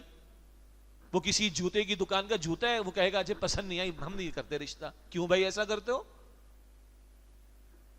وقار کے ساتھ، تہذیب کے ساتھ رشتوں کی بات کرنی چاہیے. وہ جی حضرت ایک حدیث شریف میں ہے ایک نظر دیکھنے کی اجازت ہے. اچھا تو ایک نظر دکھا دیں گے بھائی، باقی سارے معاملات تو پہلے طے کر لو. سبحان اللہ، کیا پیارے الفاظ ہیں. کسی اور موقع پہ ڈاکٹر ذاکر نائک کے our sisters and daughters are not for sale. بکاؤ مال تو نہیں ہماری بیٹیاں اور بچیاں کہ تمہارے سامنے لا کے سب کچھ وہ پیش بھی کرے اور تم کامنٹ دے کے جاؤ قد پسند نہیں آیا، چال پسند نہیں آئی. کیوں بھائی ایسا کیوں کریں؟ لڑکے کی ماں، لڑکے کی چاچی، لڑکے کی مامی، لڑکے کی بہن، لڑکے کی پھپھو، لڑکے کی نانی، لڑکے کی دادی سب آ کے دیکھ لیں. کیا خیال ہے؟ باقی بایو ڈیٹا لے لو، پڑھی لکھی کتنی ہے، دیندار کتنی، فلاں فلاں، سارے معاملات ہو گئے. نہیں جی ایک نظر بھی دیکھنا ہے تو لڑکی کے ماں باپ کو بٹھا کے دیکھ لو، ایک نظر دیکھ لو، اتنا ہی ہے حدیث شریف میں. نہیں جناب وہ ہوٹل میں بھی اور کافی شاپ پر بھی ہو جائے اور ادھر بھی بلا لیا جائے، ادھر بھی بلا لیا جائے، تنہائی میں بیٹھ کے باتیں، نامحرم ہے وہ تو، اس کی تو کوئی گنجائش قطعاً نہیں ہے. بھائی سمجھ آ رہی ہیں باتیں؟ مجھے پتا ہے میں بڑی بھاری باتیں کر رہا ہوں، افسوس ہوتا ہے دیندار گھرانوں میں، تحریکی لوگوں کے پاس گھرانوں میں، پوری تمام اجتماعیتوں کی بات کر رہا ہوں، نمازی لوگوں کے گھروں میں تصویریں بھی کھنچ رہی ہیں، بن رہی ہیں، مووی بن رہی ہے، ویسے بچی پردہ کرتی ہے، شادی کے موقع فارغ ہو گئی، تقریب کے موقع پہ فارغ ہو گئی، دنیا جہاں سے شیئرنگ ہو رہی. یہ کیا بے غیرتی کی بات. وہ عورتیں حضور فرما رہے علیہ السلام جو کپڑے پہننے کے باوجود برہنہ ہوتی ہیں، مردوں کی طرف مائل ہونے والی اور انہیں اپنی طرف مائل کرنے والی، وہ نہ جنت میں داخل ہوں گی اور نہ ہی اس کی خوشبو پا سکیں گی، حالانکہ جنت کی خوشبو 500 برس کی مسافت سے بھی آتی ہے. اللہ ہماری بہنوں اور بیٹیوں کو، ماشاءاللہ تو باپردہ محفل ہے، پاکیزہ محفل ہے، خواتین ہماری بہنیں بیٹیاں پردے میں موجود ہیں اور ان کا اجر بھی زیادہ ہے. اس پرفتن دور میں آج میری بہن بیٹی آپ کی، ہماری مائیں، ہماری بہنیں، ہماری بیویاں، ہماری بیٹیاں اور ہمارے رشتہ دار خواتین، آج جو اللہ کی بندی اما عائشہ صدیقہ رضی اللہ تعالیٰ عنہا کی چادر اور بی بی فاطمہ کی حیا کی لاج رکھ رہی ہے، اس کا اجر بھی زیادہ ہوگا انشاءاللہ تعالیٰ. اور اگر کسی بہن بیٹی میں تھوڑی کمی ہے، اللہ تعالیٰ اس کے لیے آسانی فرما دے، یہ ماحول کی برکت ہوگی، سب ہو جائے گا آسان انشاءاللہ. البتہ یاد رہے یہ حیا کے معاملہ صرف عورتوں سے متعلق نہیں ہے، یہ مردوں سے متعلق بھی ہے. نگاہوں کی حفاظت سورہ نور آیت 30 میں پہلے مردوں کو کہا اور پھر آیت 31 میں عورتوں کو کہا. ستر کے احکامات، ستر وہ حصہ جسم کا جو ہر حال میں چھپانا فرض ہے. پھر ایک ہے حجاب کے معاملات، تو ستر کے احکامات عورت کے لیے بھی ہیں، ستر کے احکامات مرد کے لیے بھی ہیں. تنہائی میں نہ ملے دو نامحرم تو یہ مرد کے لیے بھی عورت کے لیے بھی ہے. دو نامحرم تنہائی میں ہوں گے، تیسرا کون ہوگا؟ اللہ میری بھی حفاظت فرمائے، ہم سب کی حفاظت فرمائے. اور آج تنہائی فزیکل نہیں ورچوئل بھی ہوتی. سمجھ آ رہی؟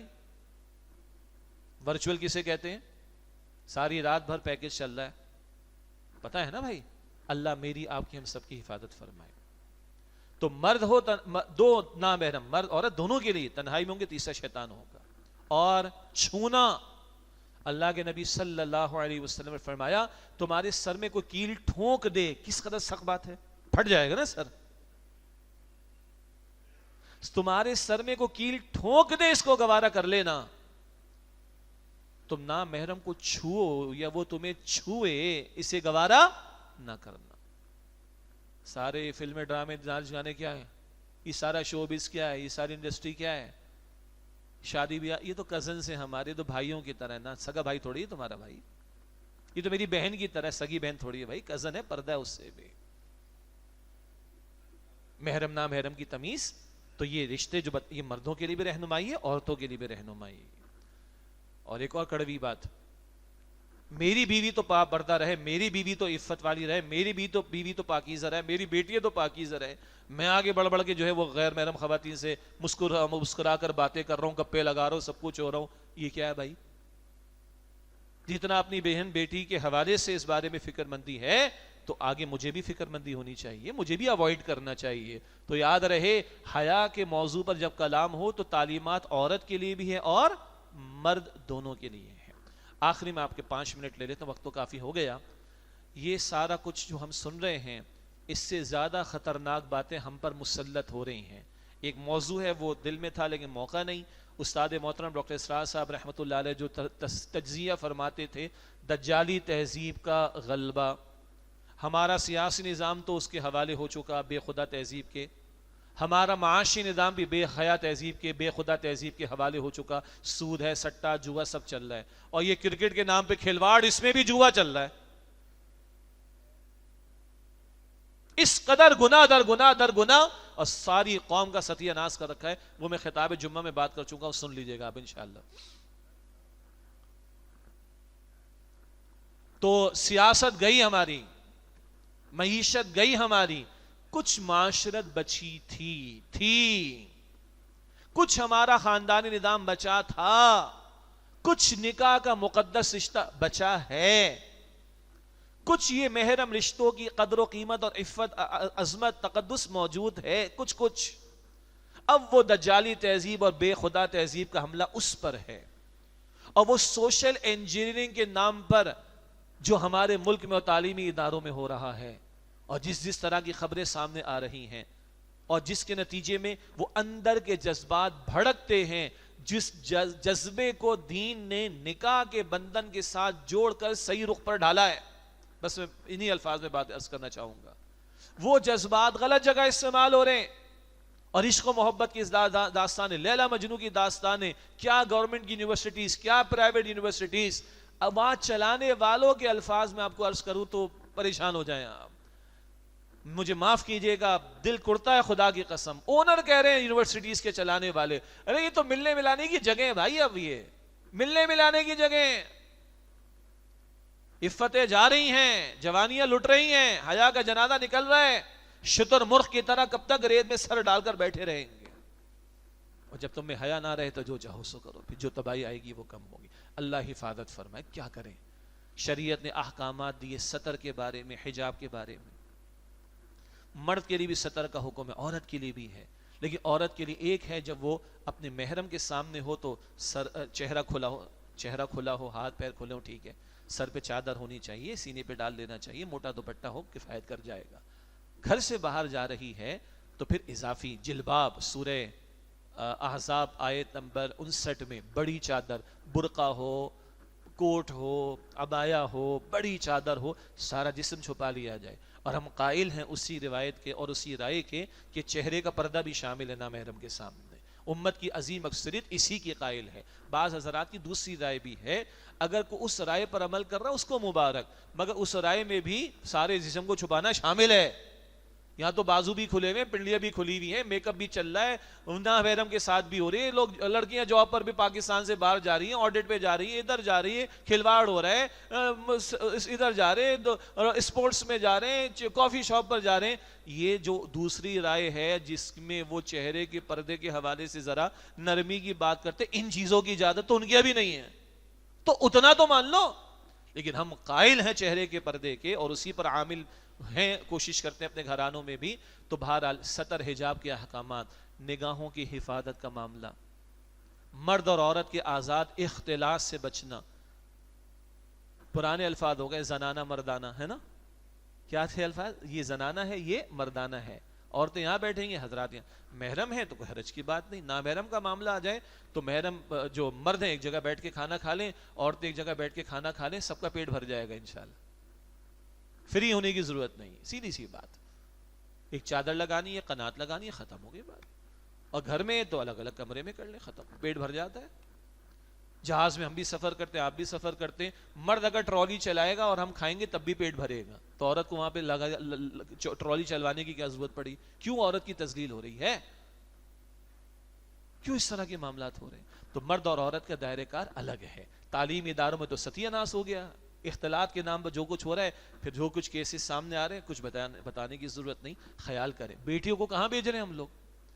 بیٹیوں کو کہاں پڑھا رہے ہیں؟ بیٹوں کو تو پھر بھی معاش کی ذمہ داری ڈالنی مشکل ان کی بھی ہے، تو نکاح آسان کریں، ارلی ایج میں نکاح بھی کریں، لڑکوں کے بچانا پڑے گا ان کو ہم نے، لیکن بیٹیوں کو کہاں پڑھا رہے ہیں ہم؟ کیا پڑھا رہے ہیں؟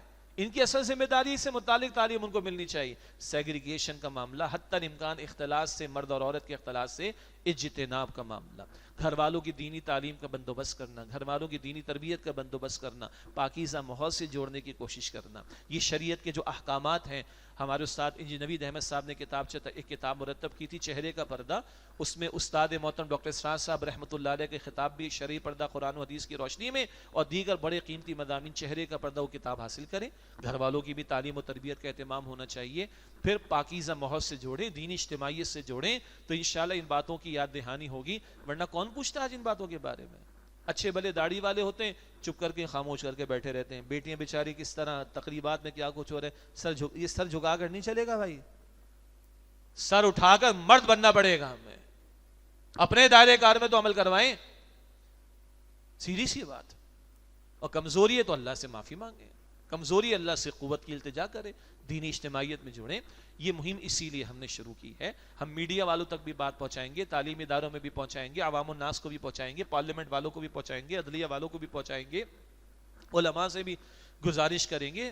بہرحال اس مہم کا مقصد ان باتوں کی یاد دہانی، اور پھر ریاست کی سطح پر اس پر عمل درآمد کا معاملہ. یہ سارا کچھ جو فحاشی اور یعنی کی کھلی اجازت چل رہی ہے، اس کو روک لگنی چاہیے. کل پرسوں میں نے وہ رشیا کے صدر پیوٹن کی تقریر آئی ہے 2-2.5 منٹ کا کلپ، اس کا تو رشین میں ہوگا، انگریزی میں ترجمہ. سارے بڑے حکومتی اہلکار بھی مختلف مذاہب کے لوگوں کو بٹھا رکھا.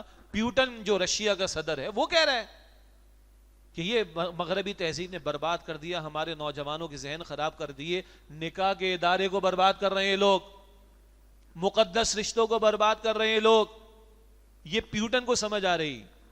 اور آپ نے نام سنا ہوگا USSR کا آخری صدر تھا گورباچوف. گورباچوف کے الفاظ مفتی تقی عثمانی صاحب بھی کوٹ کرتے رہے اپنی تقاریر میں. اس نے کہا ایک کتاب کے اندر، گورباچوف USSR کا آخری صدر، ہمیں ایک ایسی تحریک چلانی چاہیے کہ جس عورت کو باہر لا کر ہم نے کھڑا کر دیا اس کو اس کے اصل ٹھکانے گھر تک کیسے پہنچائیں. جب USSR گورباچوف کا ذکر آتا ہے مجھے یہ جملہ یاد آتا ہے اس کا. اور جب ہم قرآن پڑھتے ہیں، سورہ احزاب پڑھتے ہیں، سورہ احزاب کی آیت نمبر 33 پڑھتے ہیں، وَقَرْنَ فِي بُيُوتِكُنَّ، اپنے گھروں میں قرار پکڑو اور زمانے جاہلیت اولا کی طرح بن ٹھن کر نمایاں ہو کر سج دھج کر باہر نہ نکلو. تو گورباچوف یاد آ جاتا ہے جو USSR کو کولڈ وار کے دور کا صدر تھا. USSR کا امریکہ سے ان کے ساتھ ٹسل چلتی تھی اور جنگ کے خدشات تھے، وہ بھی یہ کہہ گیا. اور ابھی رشیا کے صدر کا پیوٹن کا یہ بیان آیا، او بھائی نکاح، او بھائی گھر، او بھائی مقدس رشتے، او بھائی اقدار، او بھائی ذہنوں کو خراب ہونے سے بچاؤ، یہ تہذیب برباد کر چکی ہے. یہ تو ان لوگوں کی زبانوں سے آ رہی ہے باتیں. ہم تو قرآن کے ماننے والے ہیں، ہم تو محمد مصطفیٰ کے ماننے والے صلی اللہ علیہ وسلم. تو بہرحال اس حوالے سے یہ ہماری مہم اور اسی کا ہم پرچار کریں گے عوام کی، اپنے لیے بھی سب سے پہلے، اپنے گھر والوں کے لیے بھی، عوام کے لیے بھی، حکمرانوں تک بھی، تاکہ وہ امر بالمعروف نہی عن المنکر کا فریضہ بھی ادا ہو. اور حیا بچے گی تو ایمان بچے گا، ایمان بچے گا تو کوئی نیک اعمال بھی ہوں گے، اللہ کی رحمت بھی برسے گی اور کل آخرت میں ہمیں کامیابی مل سکے گی. اللہ تعالیٰ میری آپ کی ہم سب کی حیا کی حفاظت فرمائے اور حیا کے تقاضوں پر عمل کرنے کی توفیق عطا فرمائے. آمین یا رب العالمین. وآخر دعوانا الحمد للہ رب العالمین.